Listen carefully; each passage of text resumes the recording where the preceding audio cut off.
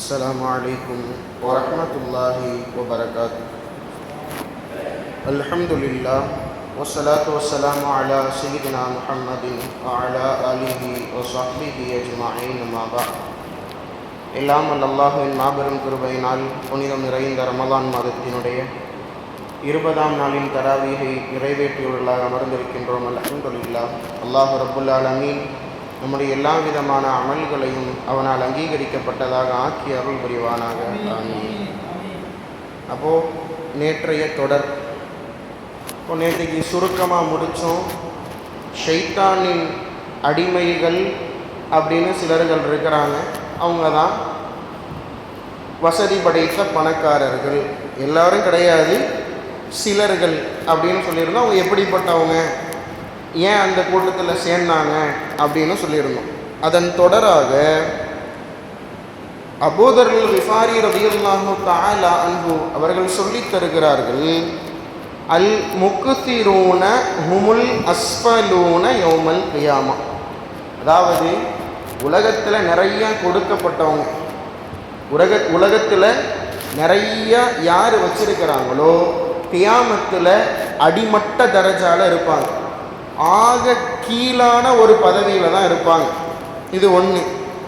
யாரை தவிர இது யாரோட நிலைமை அப்படின்னா, இல்லாமன் கால பில் மாலி ஹாக்கதா வா ஹாக்கதா.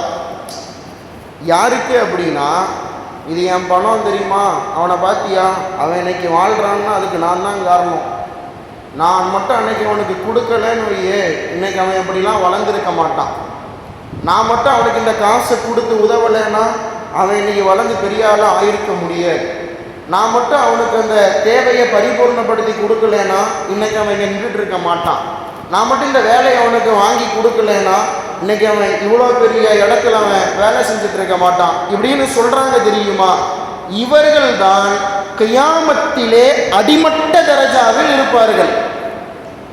கியாமத்தில் ஆக கீழே எந்த ஒரு இடம் இருக்குமோ அங்கே தான் அவங்க இருப்பாங்க. அதுக்கு மேலே எல்லாரும் இருப்பாங்க. ஒன்று, எந்த அளவுக்கு சொல்லுவாங்கன்னா, தான் வலது கையில் கொடுத்ததை இந்த தர்மம் செய்வது அப்படிங்கிறது எப்படிப்பட்ட ஒரு விஷயம்னா, தான் வலது கையில் கொடுப்பது இடது கைக்கு கூட தெரியக்கூடாது அப்படிங்கிறது தான் தர்மம். அதுக்கு பேரு தான் சதக்கா. 4 பேருக்கு முன்னாடி நான் கொடுக்கிறேன், நீ பாத்தியா நான் பாத்தியா அப்படின்னு கொடுப்பதற்கு பேரு தர்மம் அல்ல. அவன் கொடுப்பான், அவன் வலது கையில் கொடுக்கறது அவனோட இடது கைக்கு மட்டும் தெரிஞ்சா பரவாயில்ல, கொடுத்ததை சொல்லி காமிப்பான். நான் அப்படி கொடுத்தேன், நான் இங்கே கொடுத்தேன், நான் அவனுக்கு கொடுத்தேன், நான் அவ்வளோ கொடுத்தேன், இவ்வளோ கொடுத்தேன். ஒருவேளை இவன் சொர்க்கத்துக்குள்ள நுழைஞ்சாலும் அடிமட்ட தரஜாவில் சுவனத்தில் இருப்பான். ஒருவேளை நரகத்தில் நுழைந்தால், அல்லாஹ் பாதுகாப்பானான், நுழைந்தால் நரகத்திலும் அடிமட்ட நரகத்தில் இருப்பான். நரகம்னா நாம நினைக்கிற மாதிரி கிடையாது.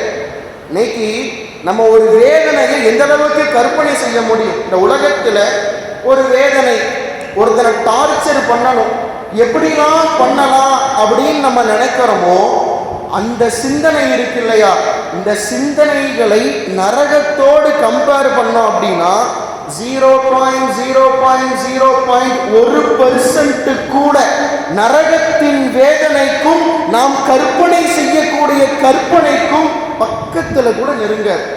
அந்த அளவுக்கு நரகத்தின் வேதனை கடுமையா இருக்கும்.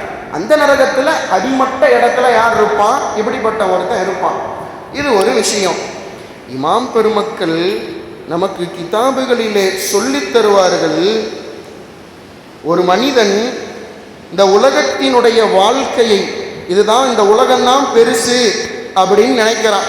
பொக்கமாக்களிலிருந்து சிலர்கள் சொல்லித் தருவார்கள், அத்துன்யா லிமன் ஹிய, இந்த உலகம் யாருக்கு தெரியுமா அப்படின்னு ஒரு கேள்வி.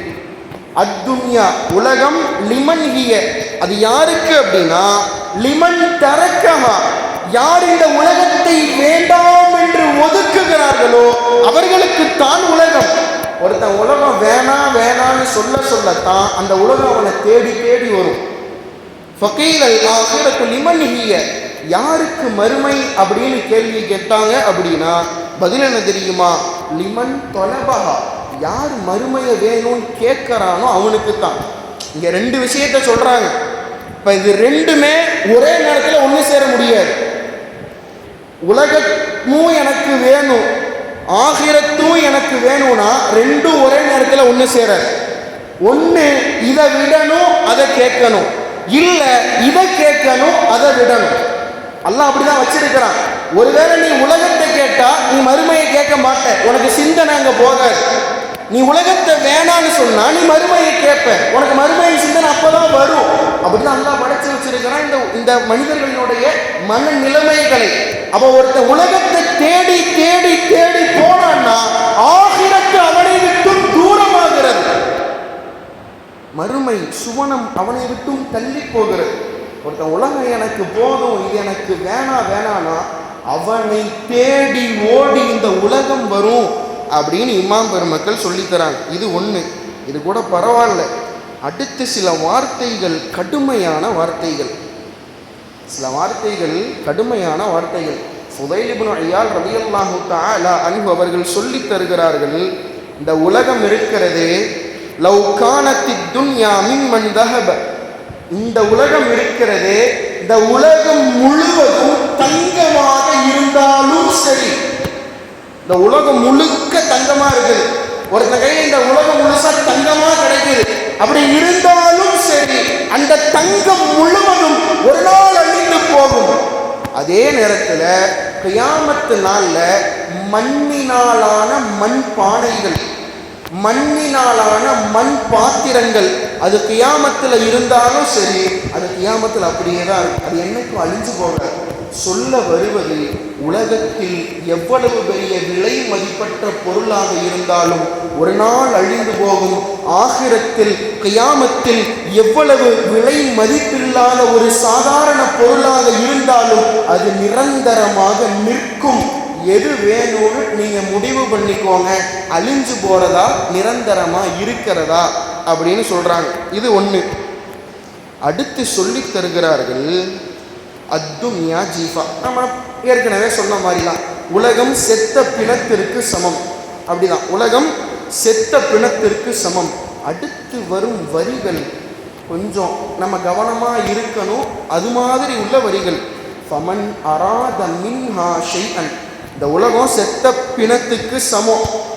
அந்த உலகத்தை எவன் நாடுகிறானோ, அந்த உலகத்தை எவன் ஆசைப்படுகிறானோ, அந்த உலகத்தை எவன் தேடுறானோ, ஃபல்யஸ்பிர், அவன் கொஞ்சம் பொறுமையா இருக்கட்டும். எதுக்கு தெரியுமா, எதுக்கு தெரியுமா பொறுமையா இருக்கணும்? அலா முஆஷிரத்தில் கிலாப், அவன் நாய்களோடு சேர்ந்து வாழ்வதற்கு பொறுமையா இருக்கட்டும்ங்கிறாங்க. இந்த உலகம் செத்த பிணத்திற்கு சமம். அந்த உலகத்தை யாரு வேணும் நினைக்கிறானோ அவன் வாழ்க்கை நாய்களோடு சேர்ந்தும் வாழக்கூடிய வாழ்க்கைக்கு சமம். அவன் வாழக்கூடிய வாழ்க்கை நாயினுடைய வாழ்க்கை மாதிரி அப்படின்னு சொல்றாங்க. நாம் விளங்க வேண்டும். இன்னைக்கு எந்த அளவுக்கு ஆகிப்போச்சு அப்படின்னா, இப்போ உதாரணத்துக்கு ஒரு பெண்ணுக்கு ஒரு மாப்பிள்ளை பார்க்குறாங்க. முதல்ல கேட்குற கேள்வி என்ன தெரியுமா? பையன் யாருப்பா, என்ன பண்ணுறான் அப்படின்னு கேட்பாங்க. ஒரு காலம் இருந்தது, பையன் யாரு, என்ன ஓதி இருக்கிறாரு, கரெக்டா தொழுவாரா, இப்பயும் கேட்கறாங்க. சிலர்கள் கேட்கறாங்க, கொஞ்சம் கடைசியா கேட்பாங்க.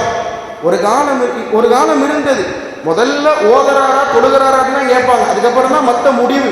இப்ப அப்படி கிடையாது. என்ன பண்றாரு மாப்பிள்ளை? ஓ டாக்டர். டாக்டரா? அப்படியா? சரி, அப்புறம் எவ்வளவு சம்பாதிக்கிறாரு? மாசம் 50,000. 50,000?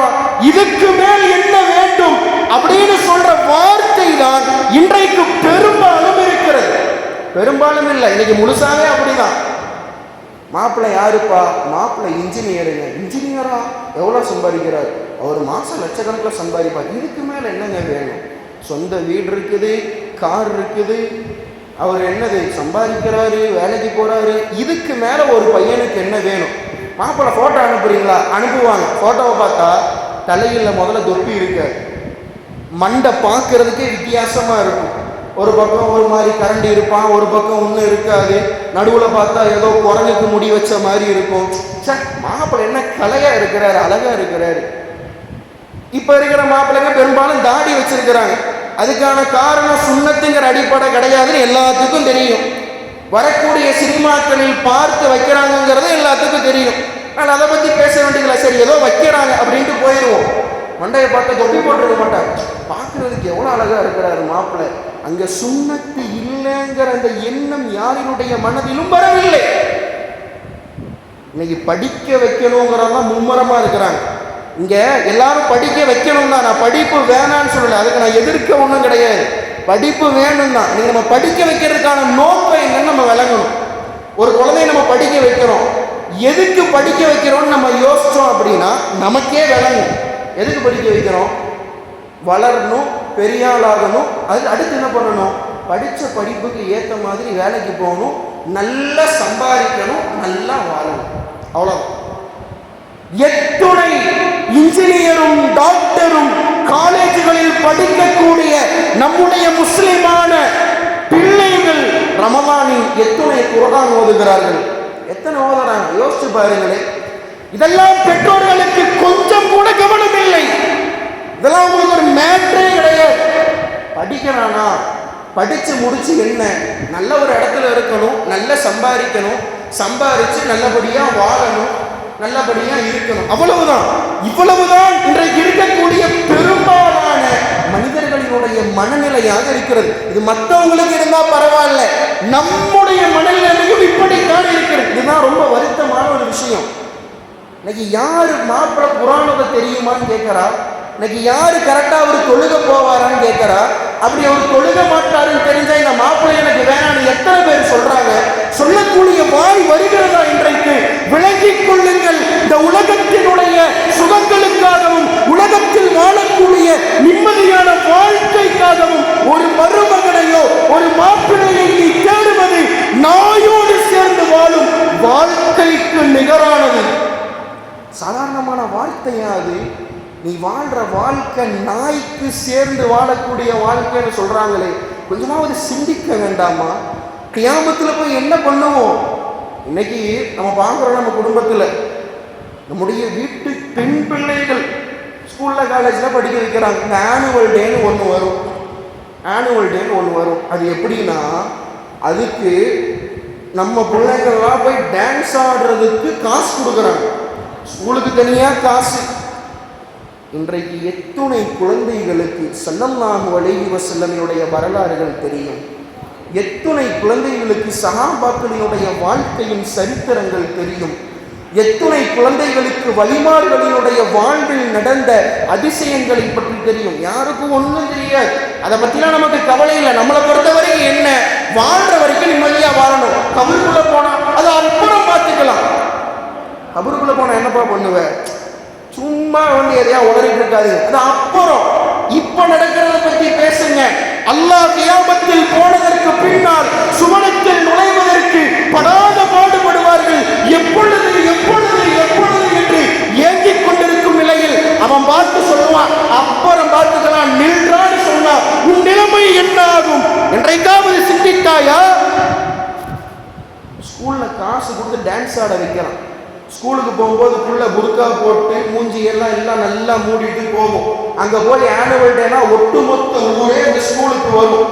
ஒட்டுமொத்த ஊருக்கு முன்னாடி புள்ள புர்கா இல்லாம, தலையில துணி இல்லாம, முகத்தை மூடாம ஊருக்கு முன்னாடி ஆடும்.